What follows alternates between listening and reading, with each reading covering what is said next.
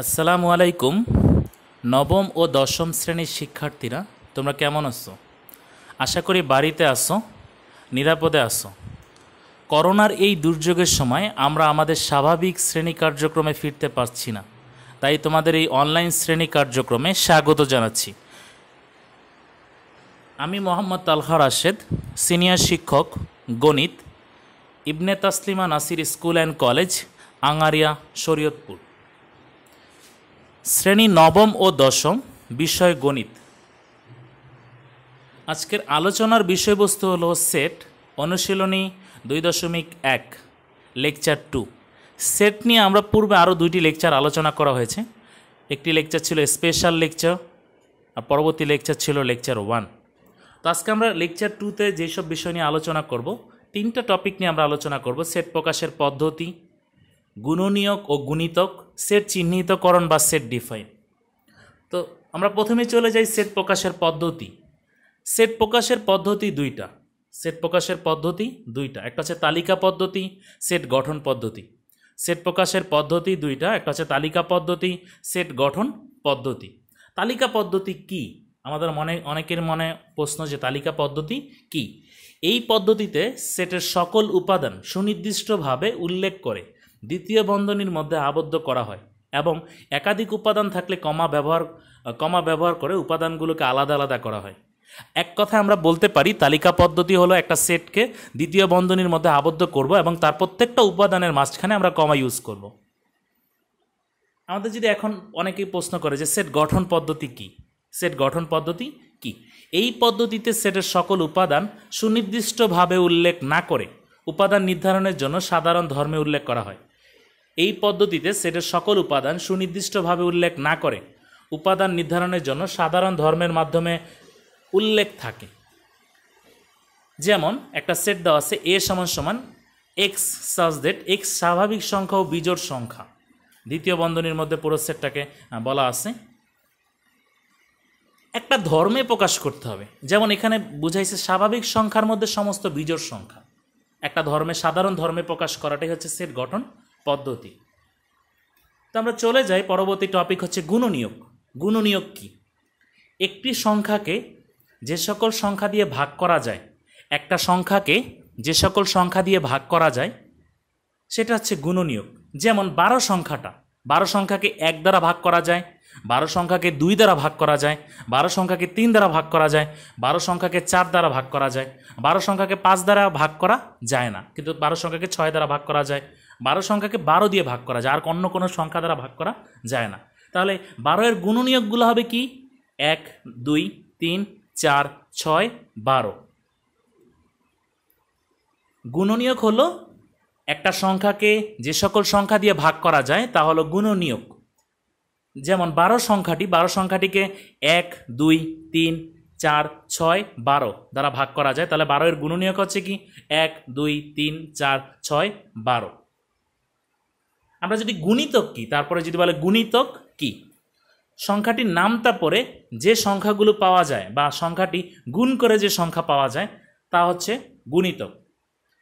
কোনো সংখ্যার নামটা পরে যে সংখ্যা পাওয়া যায় বা ওই সংখ্যাটি গুণ করে যে সংখ্যা পাওয়া যায় তাই হলো গুণিতক। যেমন 12কে গুণ করে, যেমন 12 এর গুণিতক কত? 12 এর গুণিতকগুলো কি কি লেখো। 12কে গুণ করে নামটা পরে, মানে 12কে 12, 12 দুগুণে 24। যেমন 12 এর গুণিতক হচ্ছে 12, 24, 36, 48, তারপর হচ্ছে 60। এই সংখ্যাগুলো হচ্ছে কি গুণ আকারে যাচ্ছে, এটা হচ্ছে 12 এর গুণিতক। আমরা একটু উদাহরণে লক্ষ্য করে যাই, একটু উদাহরণ দেখি। গুণিতক এবং গুণনীয়ক সম্পর্কে কিছু উদাহরণ দেওয়া আছে।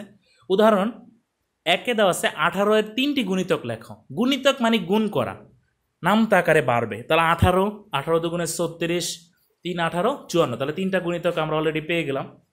2 নম্বর প্রশ্নে দেওয়া আছে কোনো সংখ্যার কয়টি গুণিতক আছে। কোনো সংখ্যার কয়টি গুণিতক আছে? যে কোনো সংখ্যার গুণিতক সংখ্যা অসংখ্য, এটা কোনো নির্দিষ্ট পরিমাপ করা যায় না, এটা অসংখ্য। গুণনীয়কের অপর নাম কি? 3 নম্বর প্রশ্নে দেওয়া আছে গুণনীয়কের অপর নাম কি। গুণনীয়কের অপর নাম হচ্ছে উৎপাদক। গুণনীয়কের অপর নাম হচ্ছে উৎপাদক। 20 এর গুণনীয়কগুলো লেখো। 20 এর গুণনীয়কগুলো লেখো। গুণনীয়ক হলো কি? ওই সংখ্যাটাকে যতগুলো সংখ্যা দ্বারা ভাগ করা যায় সেটা হলো তার গুণনীয়ক। যেমন 20কে 1 দ্বারা ভাগ করা যায়, 20কে 2 দ্বারা ভাগ করা যায়, 20কে 4 দ্বারা ভাগ করা যায়, 20কে 5 দ্বারা ভাগ করা যায়, 20কে 10 দ্বারা ভাগ করা যায়, 20কে 20 দ্বারা ভাগ করা যায়। তাহলে 20-এর গুণনীয়কগুলো কি কি? 1, 2, 4, 5, 10 ও 20। তো আমরা তার পরবর্তী টপিকে চলে যাই, সেট চিহ্নিতকরণ। সেট চিহ্নিতকরণ। সেট চিহ্নিতকরণের মধ্যে আমরা একটু স্ক্রিনে লক্ষ্য করি, দুইটা চিহ্ন দেওয়া আছে। প্রথম যে চিহ্নটা দেওয়া আছে এই চিহ্নটা হচ্ছে গ্রেটার দেন, পরবর্তী যে চিহ্নটা দেওয়া আছে সেই চিহ্নটা হচ্ছে লেস দেন। প্রথম যে চিহ্নটা দেওয়া আছে চিহ্নটা হচ্ছে গ্রেটার দেন, পরবর্তী যে চিহ্নটা দেওয়া আছে তা হচ্ছে লেস দেন। যেমন একটা এক্সাম্পল দেওয়া আছে 5 গ্রেটার দেন 4, এটাকে আমরা বলবো 5 is greater than 4, 5 is greater than 4। একটু লক্ষ্য করি স্ক্রিনের প্রথম যেই চিহ্নটা দেওয়া আছে এই চিহ্নটার মধ্যে মনে রাখতে হবে মধ্যে যে অংশটা থাকে সেটা হচ্ছে বড়, বাইরের যে অংশটা থাকে সেটা হচ্ছে ছোট। আমরা প্রথম বক্সটা যদি একটু লক্ষ্য করি, মধ্যে যে অংশটা থাকবে, একটা চিহ্নের মধ্যে যে অংশটা থাকবে সেটা হচ্ছে বড়, বাইরে যেটা থাকবে সেটা হচ্ছে ছোট। একইভাবে অপর চিহ্ন যদি 2 নম্বর চিত্রের দিকে লক্ষ্য করি, লেস দেন চিহ্ন যদি থাকে, লেস দেনের ভিতরে যেটা থাকবে মানে চিহ্নটার ভিতরে যে অংশটা থাকবে সেটা বড়, বাইরের অংশটা হচ্ছে ছোট। তো আমরা এক্সাম্পলে চলে যাই, একটু লক্ষ্য করি। এক্সাম্পল 1 নম্বর এক্সাম্পলে দেওয়া আছে একটা সেট এ সমান সমান এক্স সাজ দ্যাট 1 এক্সের মান 1-এর থেকে বড় কিন্তু 5-এর থেকে ছোট। যেমন দেওয়া আছে এক্সের মান 1-এর থেকে বড়, 5-এর থেকে ছোট। আমি আমি পূর্বের পেজে আলোচনা করেছি যেটা ভিতরে থাকে সেটা হচ্ছে বড়, বাইরে যেটা থাকে সেটা হচ্ছে ছোট। তাহলে 1 আর এক্সের মধ্যে যদি আমি চিন্তা করি, এক্স বড় যেহেতু ভিতরে আছে এক্স, আর বাইরে 1 ছোট। একইভাবে এক্স ও 5-এর মধ্যে যদি আমি চিন্তা করি, আমি যদি কল্পনা করি এই ভিতরে অংশ হচ্ছে 5, ভিতরের অংশে দেওয়া আছে 5 আর বাইরে আছে আমার এক্স, তাহলে এখানে 5 বড় এক্স ছোট। তাহলে এর মানে কি এক্সের মানটা 1-এর বড় কিন্তু 5-এর ছোট। তাহলে এক্সের মানটা 1-এর বড় সংখ্যা কি কি আছে? 1-এর বড় হচ্ছে 2, 3, 4, 5, 6 ইত্যাদি। এখন আমাদের শর্ত আবার দ্বিতীয় শর্ত হচ্ছে 5-এর ছোট হইতে হবে। তাহলে 5-এর ছোট হতে হলে আমাদের অবশ্যই 5 নেওয়া যাবে না, তাহলে 2, 3, 4। তাহলে এ সেটের মান হবে 2, 3, 4। একটু লক্ষ্য করি, এ সেটের মান হচ্ছে 2, 3, 4 দ্বিতীয় বন্ধনী দ্বারা আবদ্ধ করব। আমরা 2 নম্বর এক্সাম্পলের দিকে লক্ষ্য করি। 2 নম্বর এক্সাম্পলে বিতে দেওয়া আছে বি সমান সমান এক্স সাজ দ্যাট এক্সের মানটা হচ্ছে 2-এর বড় কিন্তু 7-এর ছোট। 2 আর এক্সের মধ্যে চিন্তা করো, চিহ্নের মধ্যে যেটা থাকবে চিহ্নের মধ্যে আছে এক্স, চিহ্নের মধ্যে হচ্ছে এক্স, চিহ্নের মধ্যে যদি এক্স থাকে, এক্স এখানে হচ্ছে আমাদের বড় আর 2 হচ্ছে আমাদের ছোট। তাহলে এখানে এক্স হচ্ছে বড়, 2 হচ্ছে আমাদের ছোট।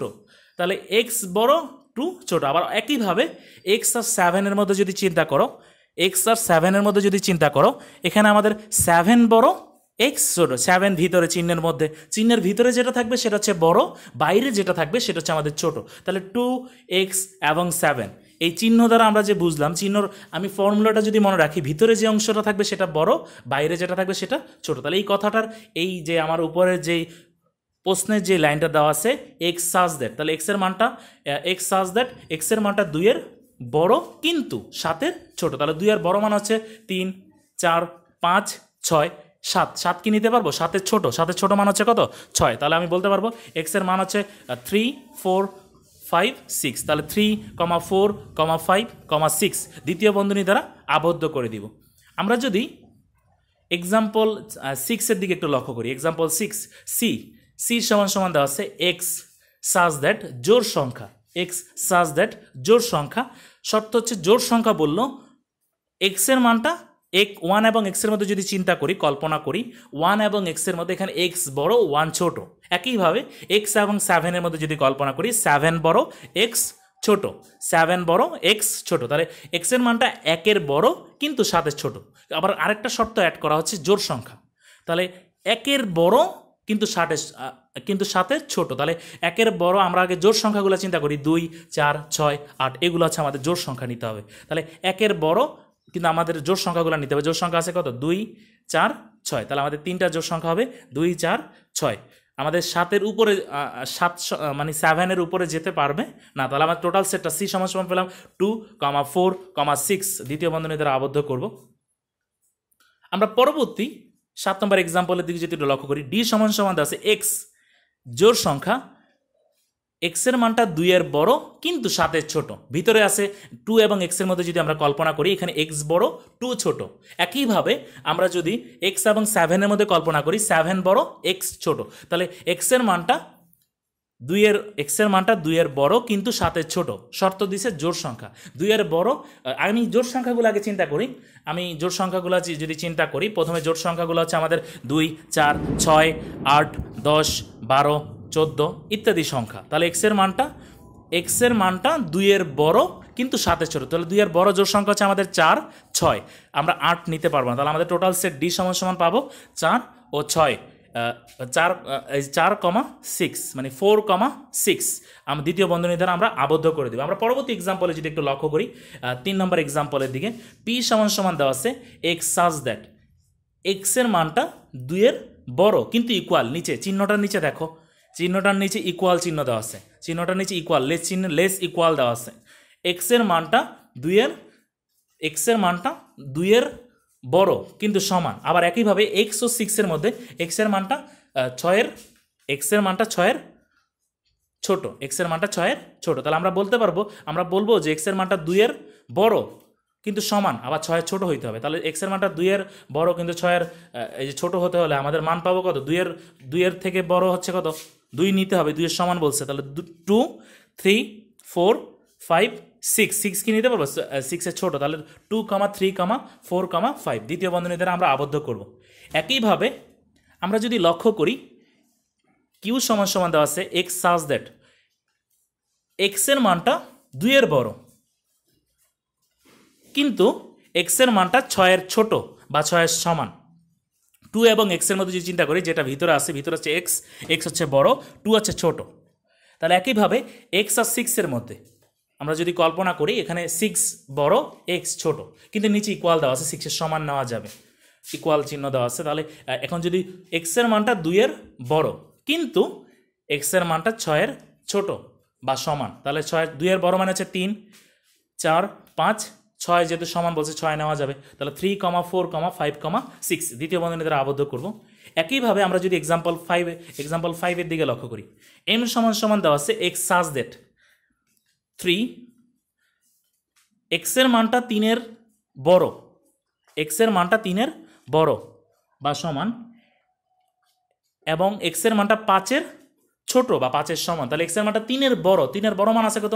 4, 5, কিন্তু 3-এর সমান বলছে, তাহলে 3 নিতে হবে। তাহলে 3 নিতে হবে, 3, 4, 5 কিন্তু 5-এর সমান বলছে, 5-এর সমান।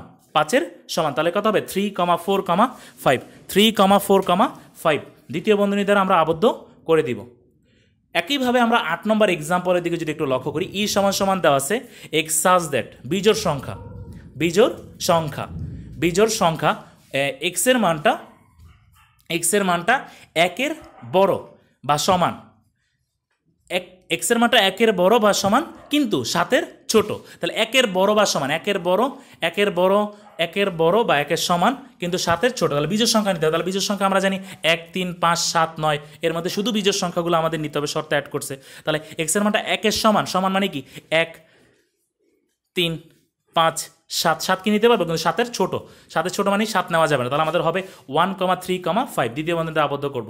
আমরা যদি এক্সাম্পল 9-এ যদি লক্ষ্য করি, এফ সমান সমান এক্স মৌলিক সংখ্যা 3 এক্সের মানটা 3-এর বড় কিন্তু 7-এর ছোট। তাহলে আমরা মৌলিক সংখ্যা কাকে বলে এটা আমরা অনেকেই জানি না। মৌলিক সংখ্যা হচ্ছে ওই সংখ্যা যে সংখ্যাকে 1 এবং ওই সংখ্যা দ্বারা ভাগ করা যায় না, 1 এবং ওই সংখ্যা দ্বারা ভাগ করা যায় না, সেটা হচ্ছে মৌলিক সংখ্যা। 1 এবং ওই সংখ্যা দ্বারা ভাগ করা যায় না, সেটা হচ্ছে মৌলিক সংখ্যা। মৌলিক সংখ্যা হচ্ছে 1 এবং ওই সংখ্যা দ্বারা ভাগ করা যায় না, সেটাই হচ্ছে মৌলিক সংখ্যা। তাহলে এক্সের মানটা 3-এর বড়, যেমন 3 একটা মৌলিক সংখ্যা, 3কে 3 দ্বারা ভাগ করা যায় এবং 1 দ্বারা ভাগ করা যায়। একইভাবে 7কে 7 দ্বারা ভাগ করা যায় এবং 1 দ্বারা ভাগ করা যায়। পাঁচকে 5 দ্বারা ভাগ করা যায় এবং 1 দ্বারা ভাগ করা যায়। যেমন 4 কি মৌলিক সংখ্যা হবে? 4কে 4 দ্বারা ভাগ করা যায়, 1 দ্বারা ভাগ করা যায়, 2 দ্বারা ভাগ করা যায়। তাহলে 4 মৌলিক সংখ্যা হবে না, 4 হবে যৌগিক সংখ্যা। 4 হবে যৌগিক সংখ্যা। তাহলে আমরা বলতে পারি যেমন সাপোজ 8 কি সংখ্যা? 8কে 8 দ্বারা ভাগ করা যায়, 1 দ্বারা ভাগ করা যায়, 2 দ্বারা ভাগ করা যায়, 4 দ্বারা ভাগ করা যায়। তার একাধিক সংখ্যা দ্বারা ভাগ করা গেলে সেটা হচ্ছে যৌগিক সংখ্যা। মৌলিক সংখ্যা হলো 1 এবং ওই সংখ্যা দ্বারা অন্য কোনো সংখ্যা দ্বারা ভাগ করা না গেলে ওইটা হচ্ছে মৌলিক সংখ্যা। তাহলে এক্সের মানটা 3-এর বড় কিন্তু 5-এর ছোট। তাহলে 3-এর বড় সংখ্যা হচ্ছে মৌলিক সংখ্যা হচ্ছে কত? 5। 3-এর বড় মৌলিক সংখ্যা হচ্ছে 5, 7, 11, 13, এগুলো হচ্ছে 3-এর বড় মৌলিক সংখ্যা। কিন্তু শর্ত দিচ্ছে 7-এর ছোট হতে হবে। তাহলে 7-এর ছোট মানে কি? শুধু 5 নিতে হবে। তাহলে 5 দিয়ে দ্বিতীয় বন্ধনী দ্বারা আবদ্ধ করে দিব। আমরা পরবর্তী এক্সাম্পলে চলে যাই। এক্সাম্পলে আমরা এই লেকচারেরই আমরা গুণনীয়ক ও গুণিতক সম্পর্কে সংজ্ঞা দেখলাম, কিছু উদাহরণ দেখলাম। এখন আমি কিছু সেট দিয়ে তোমাদের হচ্ছে গুণনীয়ক কিভাবে ডিফাইন করবা, সেট পদ্ধতিকরণে গুণনীয়ক কিভাবে একটা সেট দেওয়া থাকলে সেটাকে ডিফাইন করতে হবে, কিভাবে বের করতে হবে, একটু তোমরা একটু মনোযোগ দাও। এটা খুব ইম্পর্টেন্ট। গুণনীয়ক এবং গুণিতক দিয়ে প্রায়ই তোমাদের অঙ্ক থাকে। তো 10 নম্বর টার্মের দিকে যদি একটু লক্ষ্য করো, 10 নম্বর যে এক্সাম্পলটা দেওয়া আছে, পি সমান এক্স সাজ দ্যাট এক্স, 2-এর গুণনীয়ক, 2-এর গুণিতক এবং এক্সের মানটা 8-এর ছোট, এক্সের মানটা 8-এর ছোট বা সমান, ইকুয়াল দেওয়া আছে এক্সের মানটা 8-এর ছোট বা সমান। তাহলে 2-এর গুণিতক মানে গুণ আকারে বাড়বে। 2, 4, 6, 8, 10, 12, 14 সব 2 আকারে বাড়বে। তাহলে কিন্তু শর্ত দিছে 8-এর কী হতে হবে? ছোট হইতে হবে 8-এর সমান। তাহলে আমরা নিতে পারবো কত? 2, 4, 6, 8 8-এর সমান বলছে। এটা উভয় মানগুলোকে লিখে দ্বিতীয় বন্ধনী দ্বারা কী করে দিব? আবদ্ধ করে দিব। একইভাবে কিউর দিকে যদি লক্ষ্য করো, এক্স সাজ দ্যাট এক্স, 4-এর গুণিতক এবং এক্সের মানটা 12-এর ছোট বা 12-এর সমান। তাহলে 4 আকারে আমরা গুণিতকগুলি কি? 4, 8, 12, 16, 20, 24, 28 এগুলো হচ্ছে 4-এর গুণিতক। তাহলে এখন গুণিতক জানি যে গুণিতক সংখ্যা অসংখ্য হয়। তাহলে এখন আমাদের শর্ত দিয়ে দিছে এক্সের মানটা অবশ্যই 12-এর ছোট বা 12-এর সমান। তাহলে 12-এর ছোট বা 12-এর সমান নিতে পারে কি 4, 8, 12। তাহলে এই 4, 8, 12 লেখে দ্বিতীয় বন্ধনী দ্বারা আবদ্ধ করে দিব। আমরা যদি এখন গুণনীয়কের উদাহরণ দেখি, গুণনীয়কের কিছু সেটের এক্সাম্পল দেখি। আর সমান দেওয়া আছে এক্স সাজ দ্যাট এক্স, 6-এর গুণনীয়ক সমূহ। গুণনীয়ক হচ্ছে ওই সংখ্যাটাকে যতগুলা সংখ্যা দ্বারা ভাগ করা যায় সেটা হচ্ছে তার গুণনীয়ক। যেমন 6কে 1 দ্বারা ভাগ করা যায়, 6কে 2 দ্বারা ভাগ করা যায়, 6কে 3 দ্বারা ভাগ করা যায়, আর 6কে 6 দ্বারা ভাগ করা যায়, অন্য কোনো সংখ্যা দ্বারা ভাগ করা যায় না। তাহলে এর গুণনীয়ক সমূহ হবে 1, 2, 3, 6 দ্বিতীয় বন্ধনী দ্বারা আবদ্ধ করব। এক্সাম্পল আমরা যদি 13 নম্বর এক্সাম্পল লক্ষ্য করি, এস সমান এক্স, 8-এর গুণনীয়ক সমূহ, 8-এর গুণনীয়ক সমূহ 8কে 1 দ্বারা ভাগ করা যায়, 2 দ্বারা ভাগ করা যায়, 8কে 4 দ্বারা ভাগ করা যায়, 8কে 8 দ্বারা ভাগ করা যায়, অন্য কোনো সংখ্যা দ্বারা ভাগ করা যায় না। তাহলে এর গুণনীয়ক সমূহ হবে 1, 2, 4, 8 দ্বিতীয় বন্ধনী দ্বারা আমরা আবদ্ধ করে দিব। আমরা এখন এক্সাম্পলে এতক্ষণ সেট ডিফাইন দেখলাম, এখন আমরা সরাসরি অঙ্কে চলে যাই। আমরা যদি অঙ্কের কিভাবে অ্যাপ্লাই করব, সেট থেকে ভ্যালু বের করে কিভাবে আমরা করতে পারবো একটু লক্ষ্য করি। তোমাদের পাঠ্য বইয়ে উদাহরণ 9 নম্বর অঙ্কটার দিকে যদি আমাদের লক্ষ্য করি, অনুশীলনী 2.2.1-এর একটা সেট দেওয়া আছে পি সমান এক্স বিলংস এন, এক্সের মানটা 2-এর বড় কিন্তু এক্সের মানটা 6-এর ছোট বা সমান। একইভাবে কিউ একটা সেট দেওয়া আছে এক্স বিলংস এন, এক্স জোড় সংখ্যা, এক্সের মানটা 8-এর ছোট বা 8-এর সমান। তাহলে পি ভ্যালু মানে পি সেট থেকে আমি কিভাবে সেট বের করব? তাহলে এক্সের মানটা 2-এর বড় কিন্তু 6-এর ছোট। তাহলে 2-এর বড় হচ্ছে কত? 3, 4, 5, 6। তাহলে পি সেটের মান পাবো 3, 4, 5, 6 দ্বিতীয় বন্ধনী দ্বারা আবদ্ধ করব। একইভাবে কিউ সেটের মান পাবো, কিউ সেট বলা আছে এক্স বিলংস এন, এক্স জোড় সংখ্যা, এক্সের মান 8-এর ছোট বা 8-এর সমান। তাহলে জোড় সংখ্যাগুলো কি 2, 4, 6, 8, 10, 12 কিন্তু শর্ত দিচ্ছে 8-এর ছোট বা 8-এর সমান। তাহলে 2, 4, 6, 8 লিখে দ্বিতীয় বন্ধনী দ্বারা আবদ্ধ করে দেবে। এখন পির মান পেলাম এবং কিউর মান পেলাম। এখন আমার কাজ হচ্ছে P intersection Q. P intersection Q মানে হচ্ছে কি ইন্টারসেকশন। ইন্টারসেকশন মানে হচ্ছে শুধুমাত্র মিল। আমি পি সেট এবং কিউ সেটের মধ্যে মিল আছে কিনা দেখব। মিল আছে কত, তাহলে পি সেটের ভ্যালু পেলাম 3,4,5,6। একইভাবে দ্বিতীয় বন্ধনীর দ্বারা আবদ্ধ। একইভাবে কিউ সেটের ভ্যালু পেলাম 2,4,6,8। আমি পির ভ্যালু বসাবো, মাঝখানে ইন্টারসেকশনের চিহ্ন দিব, আবার একইভাবে কিউর ভ্যালু বসাবো। এখন দুইটার মধ্যে কমন আমরা লক্ষ্য করতেছি দুইটা সেটের মধ্যে পি সেটের মধ্যে 4, 6 আছে, কিউ সেটের মধ্যে 4, 6 আছে। তাহলে আমাদের কমন উত্তর হবে 4,6 দ্বিতীয় বন্ধনী দ্বারা আবদ্ধ করব। একটু যদি লক্ষ্য করো, আমি তোমাদের স্ক্রিনের দিকে যদি একটু লক্ষ্য করো, আমি একটা চিত্রের মধ্যে অঙ্কন করে দেখাইছি যে পি এর মান যে ফার্স্টে টোটাল বৃত্তটা ধরো, পি সেটের মান দেওয়া আছে 3, 4, 5, 6। একইভাবে কিউ সেটের মান আছে 4, 2, 6, 8। দুইটার মধ্যে কমন যে কালো অংশটুকু আছে, কমনে পেলাম 4 আর 6। এটাই হচ্ছে পি ইন্টারসেকশন কিউ। এটি হচ্ছে পি ইন্টারসেকশন কিউ। এখন যদি পি ইউনিয়ন কিউ থাকতো, তাহলে টোটাল আমার যে চিত্রে যে টোটাল যে সমস্ত উপাদানগুলো আছে, এগুলো সবগুলো হতো কি পি ইউনিয়ন কিউ। আমরা পরবর্তী এক্সাম্পলে চলে যাই। পরবর্তী এক্সাম্পলটা একটু যদি লক্ষ্য করো, এক্সাম্পলটা তোমাদের তৈরি করে দেওয়া, এটা বইয়ের কোনো এক্সাম্পল না, এটা একবারে তৈরি করে দাও। একটা সেট দেওয়া আছে পি সমান এক্স সাজ দ্যাট এক্স, 2 এর গুণিতক, এক্স এর মানটা 8 এর ছোট বা 8 এর সমান, কিউ সমান এক্স সাজ দ্যাট এক্স, 4 এর গুণিতক এক্স, এবং এক্স এর মান হচ্ছে 12 এর ছোট বা 12 এর সমান। P intersection Q. তাহলে পি সেটের মান এক্স এর মান 2 এর গুণিতক। 2 এর গুণিতকগুলো হচ্ছে কি 2, 4, 6, 8, 10, 12। কিন্তু শর্ত দিছে অবশ্যই 8 এর ছোট হইতে হবে, 8 এর ছোট বা 8 এর সমান। তাহলে 2, 4, 6, 8 পি সেটের মান পেলাম। উভয়টাকে দ্বিতীয় বন্ধনীতে আবদ্ধ করব। একইভাবে কিউ সেটের মান এক্স, 4 এর গুণিতক এক্স, এবং এক্স এর শর্ত দিছে এক্স এর মানটা 12 এর ছোট বা 12 এর সমান। তাহলে 4 এর গুণিতক হচ্ছে 4, 8, 12, 16, 20, 24। এগুলো হচ্ছে 4 এর গুণিতক। তাহলে শর্ত দিছে 12 এর ছোট বা 12 এর সমান। তাহলে 4, 8, 12 লিখে দ্বিতীয় বন্ধনী দ্বারা আবদ্ধ করে দেবে। এখন P intersection C, P intersection Q. P এর ভ্যালু পেলাম 2, 4, 6, 8। কিউ সেটের মান পেলাম 4, 8, 12। তাহলে দুইটার মধ্যে ইন্টারসেকশন মানে হচ্ছে কমন, দুইটার মধ্যে কমন আছে 4, 8। তাহলে রেজাল্ট হবে 4, 8 দ্বিতীয় বন্ধনী দ্বারা আবদ্ধ করব। আমরা পরবর্তী এক্সাম্পলে চলে যাই। এই এক্সাম্পলটাও তৈরি করে দেওয়া। একটু জাস্ট তোমাদের সেটটা কিভাবে চেঞ্জ করে দিলে যদি কখনো প্রবলেম না হয়, তোমরা যাতে অটোমেটিক্যালি আনসার করতে পারো, এই জন্য বারবার চেঞ্জ করে দিয়ে কিছু এক্সাম্পল তৈরি করে দিচ্ছি।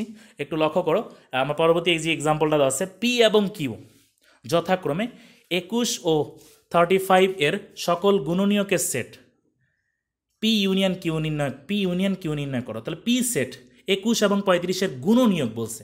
গুণনীয়ক মানে কি ওই সংখ্যাটাকে, মানে 21 এবং 35কে যতগুলো সংখ্যা দ্বারা ভাগ করা যায় তা হচ্ছে তার গুণনীয়ক। যেমন 21কে আমরা 1 দ্বারা ভাগ করতে পারবো, 3 দ্বারা ভাগ করতে পারবো, 7 দ্বারা ভাগ করতে পারবো, তারপরে 21 দ্বারা ভাগ করতে পারবো, অন্য কোনো সংখ্যা দ্বারা ভাগ করা যাবে না। তাহলে 21 গুণনীয়কগুলো হলো 1, 3, 7, 21 লিখে দ্বিতীয় বন্ধনী দ্বারা আবদ্ধ করবো। এটা হচ্ছে আমাদের পি। একইভাবে কিউ হচ্ছে 35কে আমি প্রথমে 1 দ্বারা ভাগ করতে পারবো, 5 দ্বারা ভাগ করতে পারবো, 7 দ্বারা ভাগ করতে পারবো, 35 দ্বারা ভাগ করতে পারবো। তাহলে 35 এর গুণনীয়ক হবে, কিউ এর মান হবে 1, 5, 7, 35 দ্বিতীয় বন্ধনী দ্বারা আবদ্ধ করবো।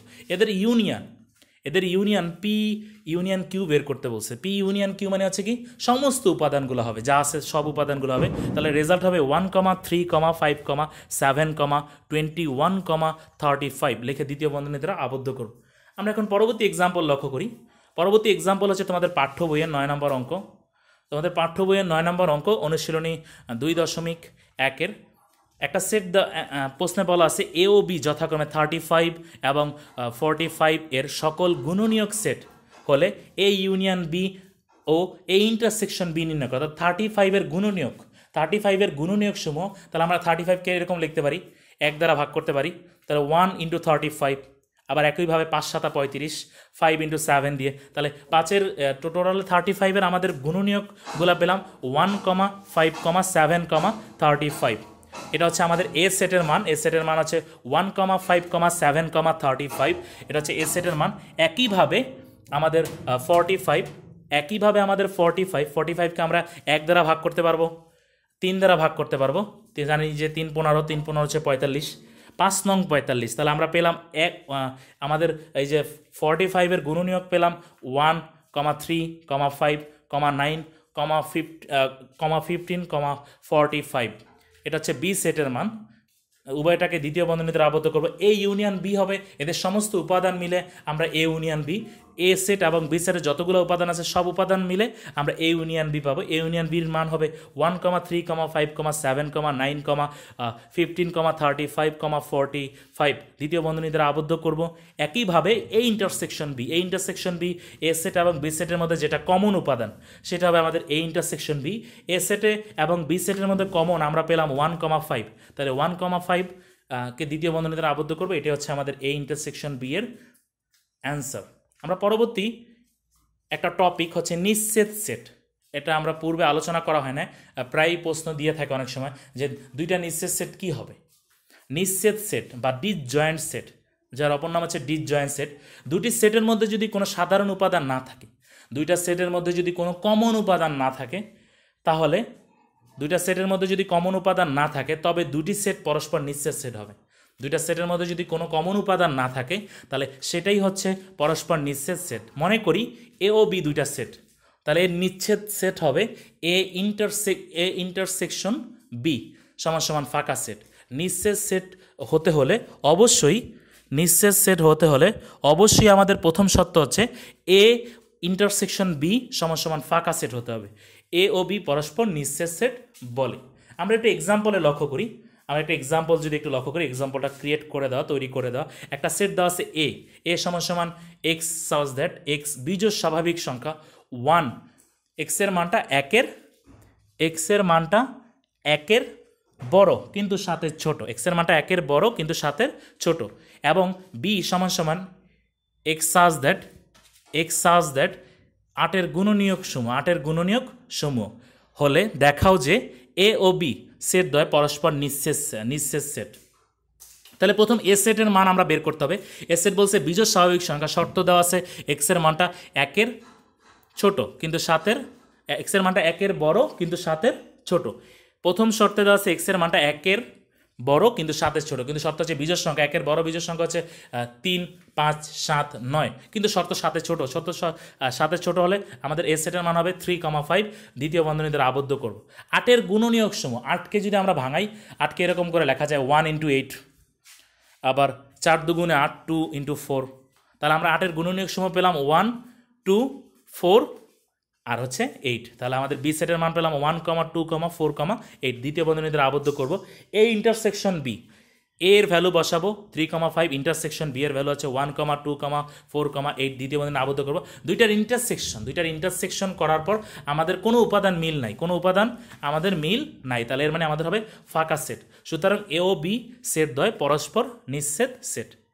এই ছিল তোমাদের আজকের লেকচার 2 আলোচনা করা হলো। এই লেকচার 2-র মধ্যে সেট চিহ্নিতকরণ খুবই ইম্পর্টেন্ট। সেট চিহ্নিতকরণে প্রায় এরকম আকারে সেট দেওয়া থাকে। অনেকে যারা সেট চিহ্নিত করতে না পারে তারা কিন্তু পুরো অঙ্কের ক্ষেত্রে হয়তো পুরোটা সমাধান করাটা তাদের জন্য ইম্পসিবল হয়ে দাঁড়ায়।